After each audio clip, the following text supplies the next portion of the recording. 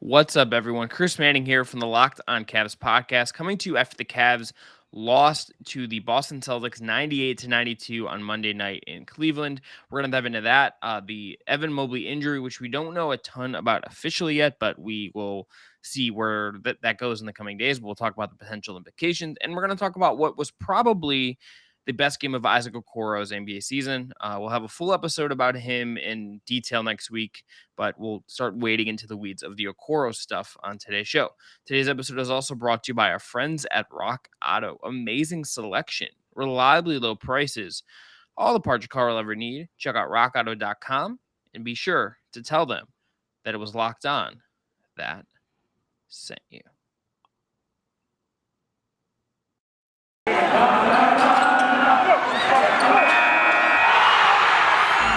You are Locked On Cavs, your daily Cleveland Cavaliers podcast. Part of the Locked On Podcast Network, your team every day.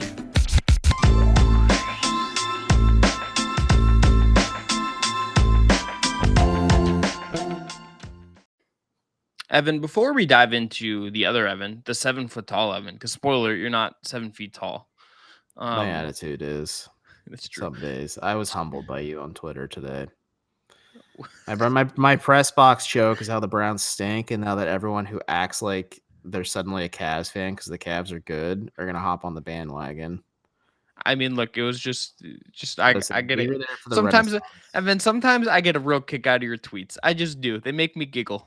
They make me giggle. Well, That one made me giggle. good. I'm glad. I'm like Andre Drummond from 3. Sometimes I hit, but most of the time I don't with you. So No, I mean more. You're better than that. You're league average. It's doing well. But two things are gonna hit here. Number one, congratulations to Cleveland Cavaliers NBA champion Amon Shumpert for making the finals with Dancing I with the didn't Stars. expect this. Did not Dancing with expect the this Stars. He one. made it to the finals. Salute to Shump. What a king. What a guy. Number two, Andre Knott. First game. I think we just want to shout him up because taking over Angel Gray, who's very good at her job, and in case people don't know, now got hired by ESPN, is She's a tough. producer. She's really talented. And She's gonna be filling in on SportsCenter sometimes too. she's very good at her job, and there's a reason that she's going to work for the worldwide leader in a prominent role there. So she's very good. Andre is going to replace her. I can't say I know Andre well, but I've talked to him over DM a couple of times. I know I said congratulations to him in Twitter after, and he was very excited about this. So kudos to him for getting to do that. And it's just, well, I think everyone will miss Angel. I think the players had a resonance with her. Happy for Andre that he gets his opportunity at the very least. But Evan, we're gonna get into the game. We're gonna do our normal awards: MVP, stat of the night, play of the night later. Ugh. I don't think there are awards for this one. This game was dreadful to watch. It was not good. I sat in person, and Chris, just to make how the sausage is made real quick. It's very cold up in the press box, and at one point I blew into my hands through my mask and rubbed them together. And Chris is like, "Why are you rubbing your hands together?" And I'm like, "Now I feel really self-conscious. I'm trying to keep myself warm." You're Birdman. You're just something like that. Yeah. Yeah, because I'm in a little bit of a mini lockdown at the moment. It's not great, but let's talk about Evan Mobley first because he left this game with an injury. Played 11 seconds in the fourth quarter. Didn't have a good night by his standards. 1 point, 1 of 11 shooting, I believe. No, he was 0 for 11. Okay, so 0 for 11. Excuse me. Here's his full stat line: 0 of 11, 0 of 2 from 3, 1 of 2 from the line, 9 rebounds, 5 assists, 3 turnovers, 2 blocks, 1 point. Not a good game for him in 29 minutes. Cavs clearly missed his presence later. We'll get into that, but we do not have a update on his injury right now. We're recording this at 10:25 p.m. Eastern Standard Time on Monday, November 15th. At the time of this recording, JB Bickerstaff had said post-game that he had not talked to the Cavs training staff. So we do not have an update from him. Mm-hmm. We do not know when we will get one. It is probably after you listen to this podcast. Perhaps we will do a video and throw that up on the socials and then talk about it on Tuesday show if we get an update, or talk about it on Wednesday show if we get an update on Tuesday. That said, Evan, I think we should just talk very briefly about, I guess maybe just we do this now. I thought the Cavs, without him, it already didn't look good without Jared Allen. Late in this game, they looked rudderless without Evan Mobley. It is very clear already that he is integral to everything that they are doing. And Dean Wade is a fine player. They He's a like rotational piece that you yeah. play in like They had to play him desperation. at the 5 at the end of this game, and he got cooked, and they got scored on 3 possessions in a row because the Celtics could do whatever they wanted, and Evan Mobley is a guy that even by himself can make that harder, and if he's out for any extended time or even just a couple games, the Cavs are gonna feel it. He has just become already integral to this team in a pretty Yeah. meaningful way.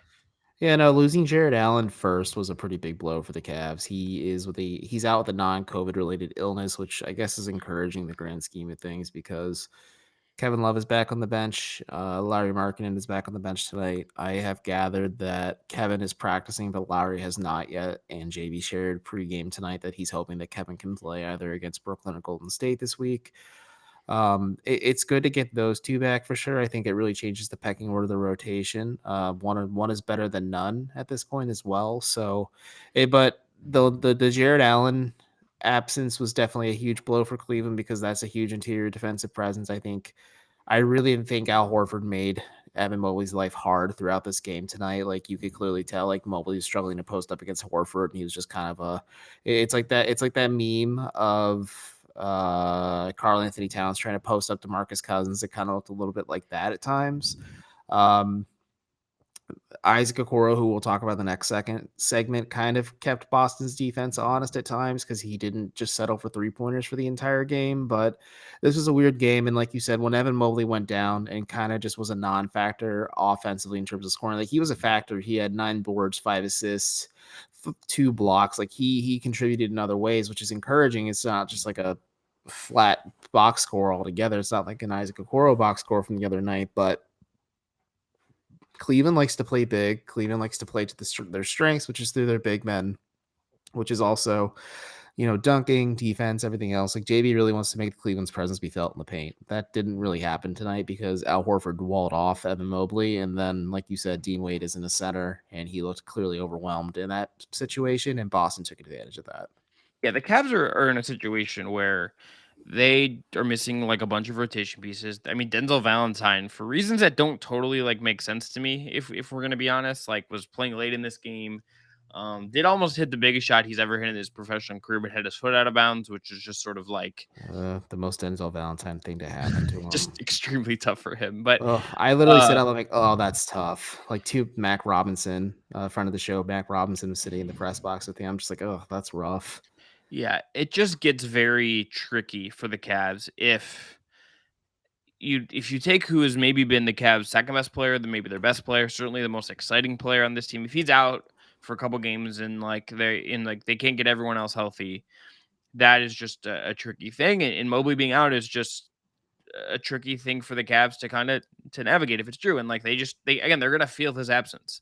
They're gonna feel every bit of him being out if he's out. And like you could tell in this one, it's like just like it's just it's just wild to me that Evan like we're this deep into the season. We feel I think more Mm-hmm. optimistic about the Cavs than we did at the start. They've played really well, Oh, all we that were stuff. real. We were not the Chase Down podcast. Well, that is an independent contractor podcast proprietary by the Cleveland Cavaliers organization I LLC. know, So but like we we weren't high on optimism like Justin Rowan. His drug is life, or the Cleveland Cavaliers, one of the two. yep, or both. So, But or like, both. but like Hell of a high for him. But Yeah, either way, but it's just like this.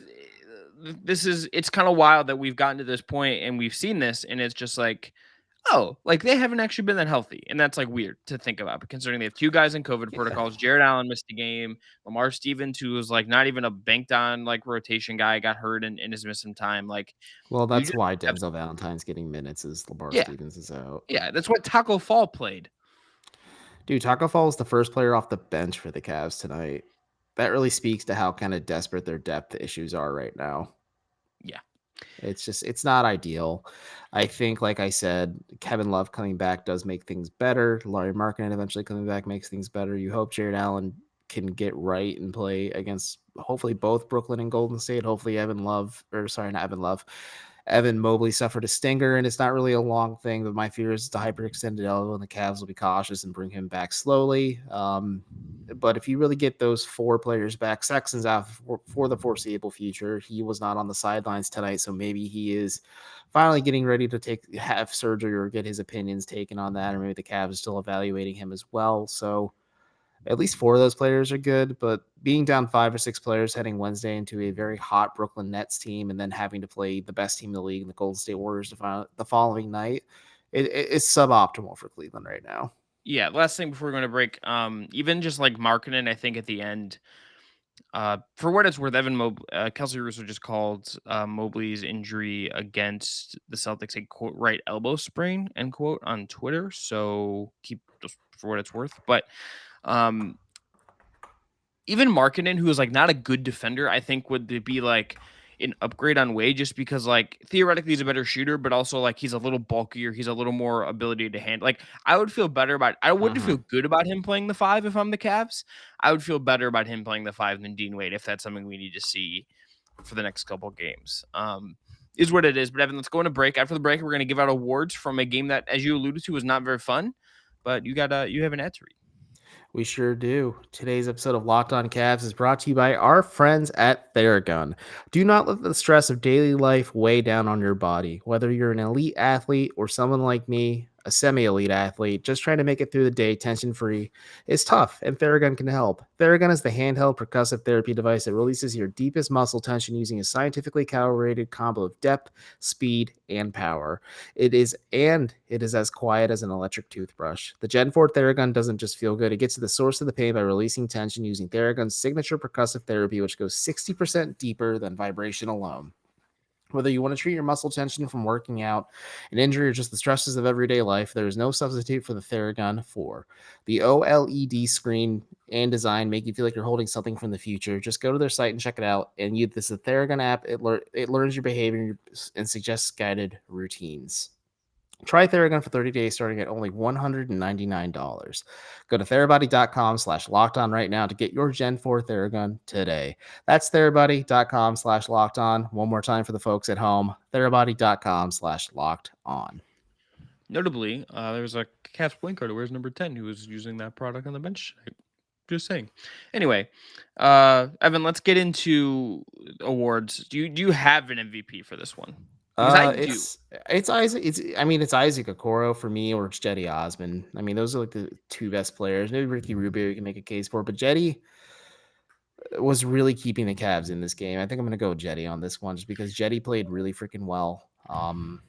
All things considered, he was 6 of 12 from 3, which is encouraging. He had 5 assists. He played some pretty solid defense at times. I think Boston hunted him a little bit at the end.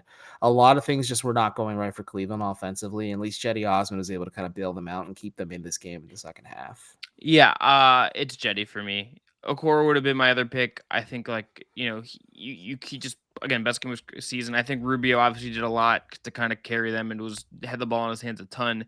But Osman was just like hitting some three. He airballed a couple, but like he was taking and making shots in this game that made it close in the way at the end that I just don't think it had any reason to be. Like I thought this game was wrapped up with like 8 minutes to go, and like the Cavs kind of just hung around and like we're in a position where if they execute a little better, if they could get a stop towards the end of this game, there's a chance they kind of come away with a win here that they otherwise would not have had any reason to get. Evan, play of the night for me. Fourth quarter, Darius Garland gets into the lane, hits that little 1 foot kind of pullback jumper from right inside the free throw line.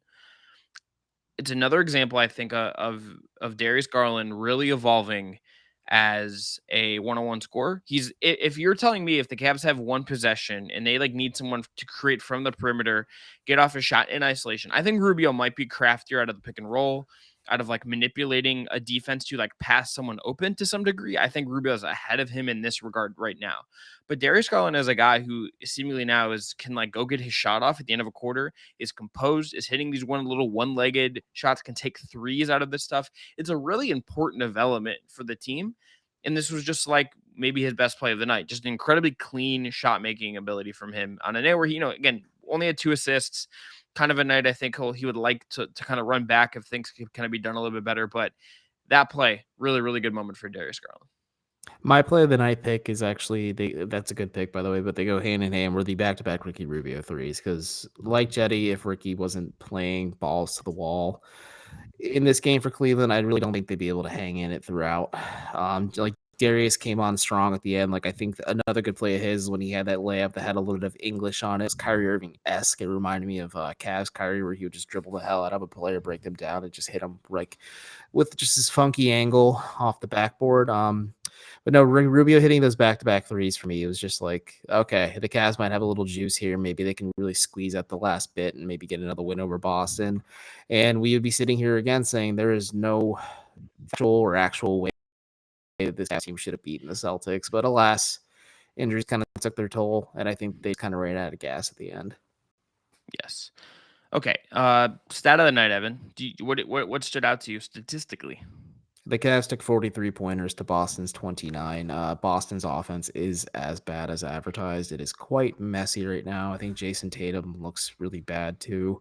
I know he put 23 points on the Cavs, but it was on 7 of 20 shooting. He just was pretty bad overall, and I didn't realize how bad he was until I kind of dove into his stats. But I think it's just encouraging to see the Cavs kind of be not bombs away from three, but taking a lot more threes than they usually would on some games. Like, this is a game where I feel like Cleveland didn't score a ton of points, where I like tweeted during the third quarter, the Cavs had scored 15, Boston scored 20. It certainly didn't feel that way. And you break down the box score, you're like, okay, Cleveland actually did try to stay in this game more often than not. Like, they didn't settle for attacking the basket. They changed their methodology and approach, especially after Mobley went down. So like, that's encouraging to me. What's your pick? Yes.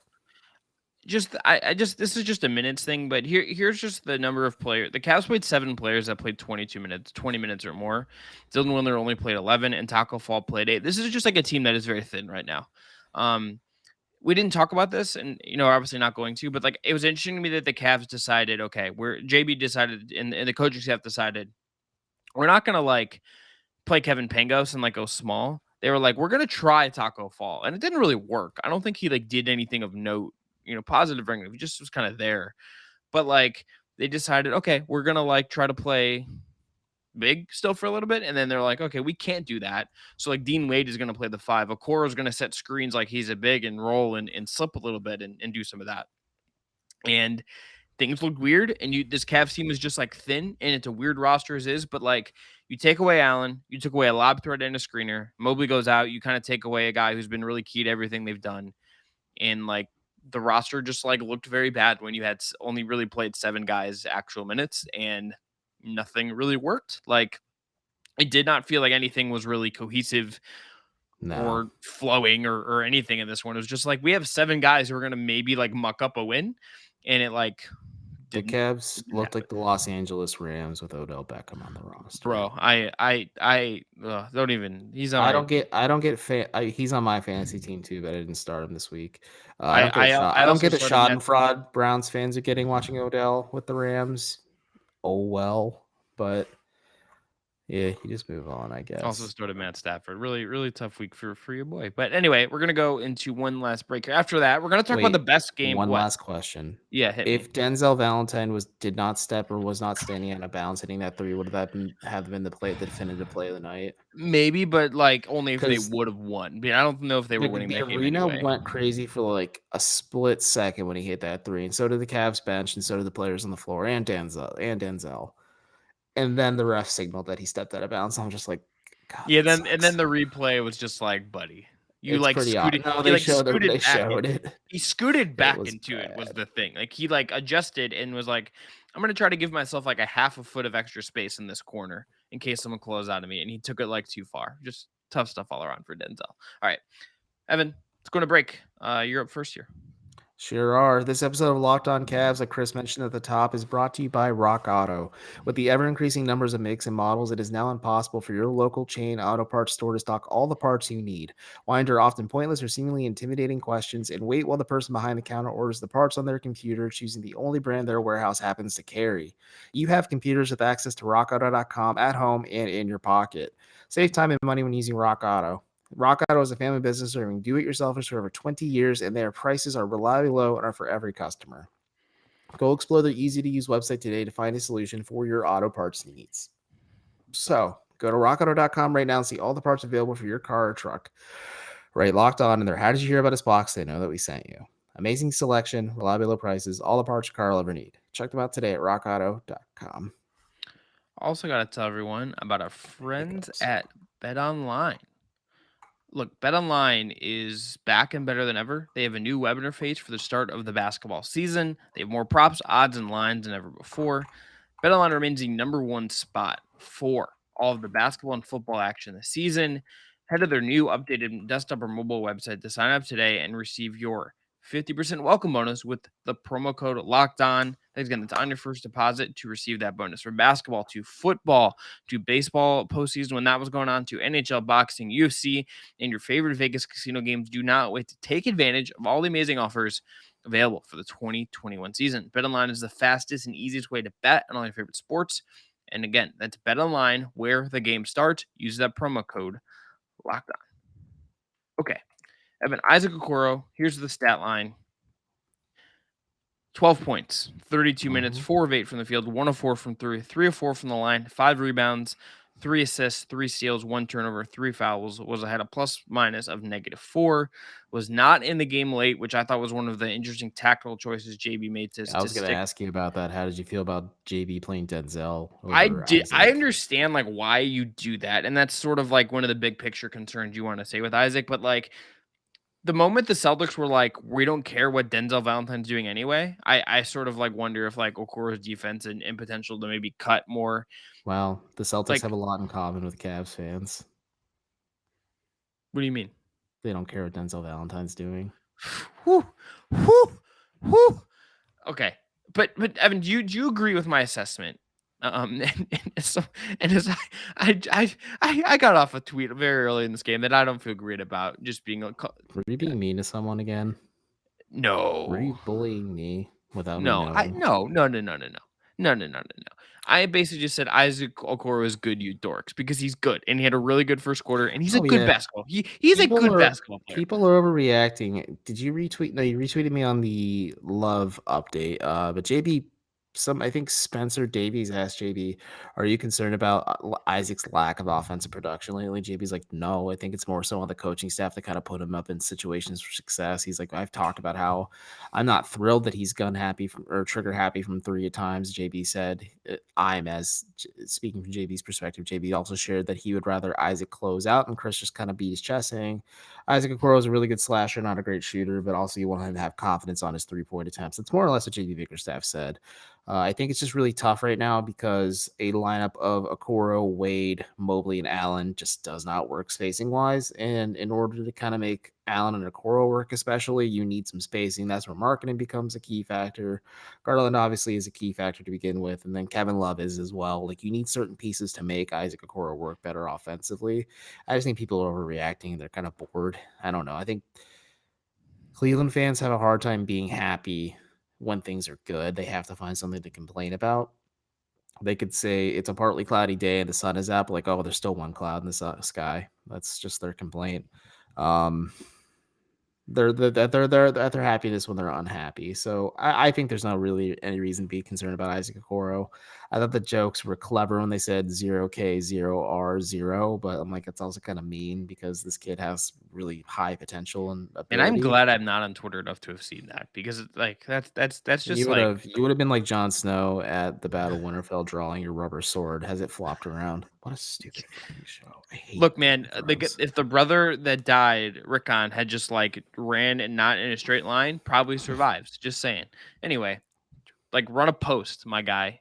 Shouts to binge mode. Gone too soon. He's like 7 years old, man. Be nice. Look, run up, just don't run in the straight line. Like this I is know the now we problem. know Chris is gonna be like that Peyton Manning video on SNL where he's playing football with kids and he just drills his kids with passes when they don't run the right route.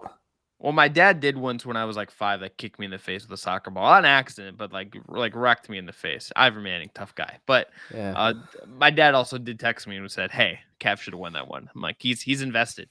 He's My dad invested. did too. My dad's been watching. He's just like, man, they're really good right now. I'm like, excuse me, Mr. I don't like basketball. Yeah, this is Yeah, it's they're the talk of the town. I was leaving for the game tonight and I bought a cup of coffee and the in girl a at the liberal. register's You went like, to a liberal coffee shop and they were talking about the Cleveland Cavaliers, weren't you?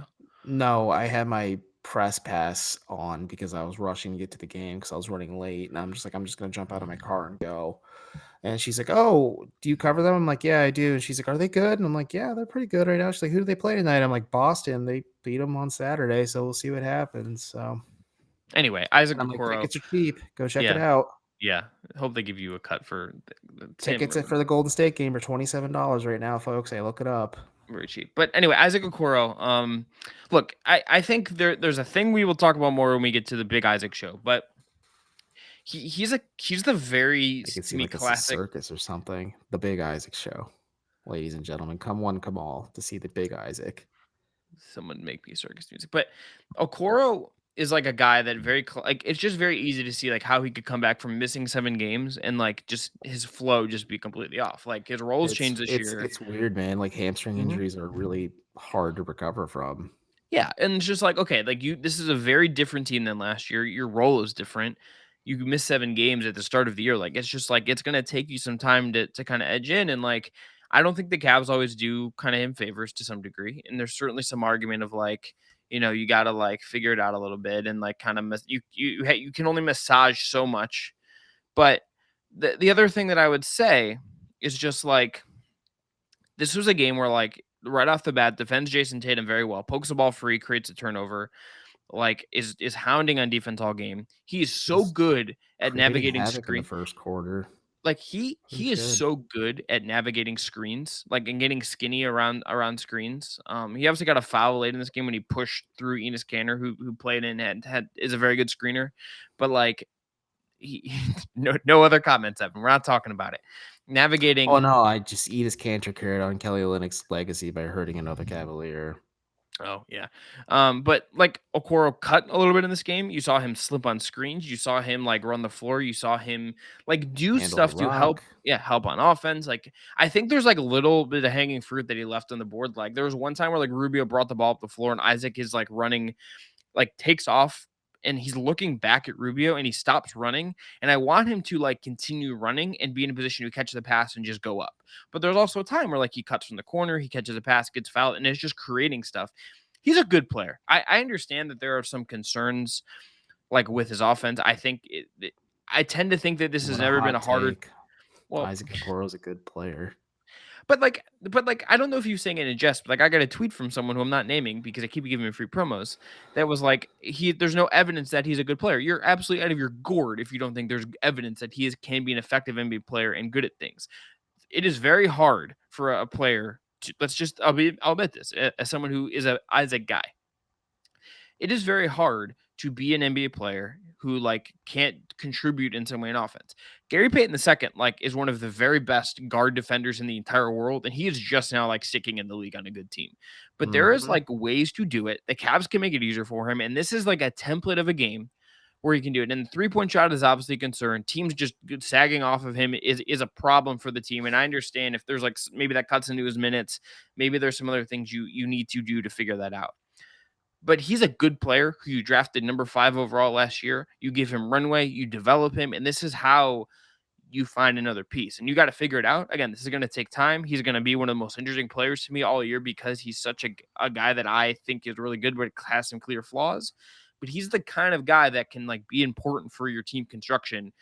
And if you can develop him and you can get him comfortable in playing like this, there's he can be an effective player every game. And JB's, it was quick, it was short, but he did say like, this is like the template of kind of what you want from Isaac on a game-to-game basis. Did you like Evan as we wrap up? Did you like the little bit of screening he did in terms of like not really like screening and actually rolling, but like when they hit the Cavs that were when he was getting guarded by bigs, he was slipping. Like he was slipping screens a little Mhm. bit. Not like Yeah. he actually sets longer screens out of Mobley who like doesn't set screens, but because he Yeah, just Evan doesn't make Mobley's like contact. allergic to setting screens. He It's just like weird. you will okay. People go watch it. If you haven't noticed this, just when Evan Mobley is back, watch He the doesn't first like he time doesn't make he contact doesn't with make the person. contact. And there's some He advantages to slips. slipping. There's advantages to slipping. There's reasons teams slip, but like he never actually makes contact, and it's kind of wild. And it's like a thing that like Nekias Duncan was like, well, they'll just if he does it in a game, he goes, oh, Evan did it again, and he just keeps pointing out. It's very funny to me that this has just become like an NBA nerd minutia thing. But do you like Okoro? Yeah. I, I've advocated for him Isaac cutting Okoro more. is a physical player to Yeah, begin with, so I enjoy watching him play with physicality. Um, yeah, I don't see anything wrong with it. I think the Cavs are really trying to find ways to utilize him to make him feel confident offensively. He shared during either early in the season or preseason This is the hardest point for him, period, in his basketball career because he's used to having the ball in his hands to operate more, and the Cavs are more or less just completely taking the ball out of his hands. Yeah, he'll bring the ball and provide some tertiary playmaking every now and then, but like the point of Okoro dream's dead because it just didn't work in summer league as we thought it would. Um, Well, and you have he's Darius learning a Garland new and you have Darius Garland and and he's Ricky Rubio, yeah. and the two highest usage rate players on the team, which is kind of what you want when you have your 2 point guards. But Isaac's learning a new offensive role on the fly. Be patient, relax. Like I remember when people were ready to call Colin Sexton a bust because he wouldn't hit 3 pointers and all he took were long twos. I was one of those people, I think, at one point. Or when he wasn't hitting a single three his sophomore season to start the year, like he just weirdly could not hit a 3 pointer to save his life. Like these are young players. They're going to go through awkward growing pains as they grow and adapt to new roles, and nothing is really certain on this Cavs team yet. Again, other than Jared Allen, because you kind of know what Jared Allen is. He's very elite at what he does and what he's good at. There's still potential for him to grow, but he has a very solid foundation where you can say clearly, like, okay, at his worst, Jared Allen is a very solid starting center for an NBA team, and you could build off of that. Isaac Okoro, ton of uncertainties that are in a good way. Darius Garland, ton of uncertainties in a good way. Colin Sexton, still uncertainties in a good way, but we're getting a clear idea what he can and can't be as well. Evan Mobley is the biggest if, just because of a potential and like excitement factor, but like nothing's really certain with this Cavs team. I think they're ahead of expectations just because they're really playing with stones, like Chris said to me the other day. Like they play tough, and that's endearing as hell. Like I think it's a cliche when it comes to Cleveland sports, but as a blue collar sports town, there is something admirable about a team that plays a little bit of grit on a night to night basis. And again, I just will say this for the thousandth time. Isaac Okoro's on-ball defense is very good. It is very, very good, and it has been Dude, it was basically getting since day praise from one. Jimmy Butler last year. Jimmy Butler's like one of the best on-ball defenders Yeah. ever. When he like I truly the two things that I aside from like some of the other there's like some other bigger picture things that are more exciting about this week, but because I'm me, one of the things I'm most excited about, I can't wait to see Isaac Okoro defend whatever James Harden is right now under the new rules because he's gonna put him in a I'm not excited to oh see I it am I because am I'm a Isaac does sicko. have the propensity to foul at times. He's gotten a little better at it when the only time he gets the fouls now, it's like when he kinda, like, shoves The through screens. fouls. He It's like he loves has like shoving some through screens because disease. he's, like, big, and he's like, "I'm just gonna fight through this." Well, The like other one Jamie is, said, like he's not a linebacker either. Like people want to like yeah, write him off as like some linebacker type player. He's really not that. mhm.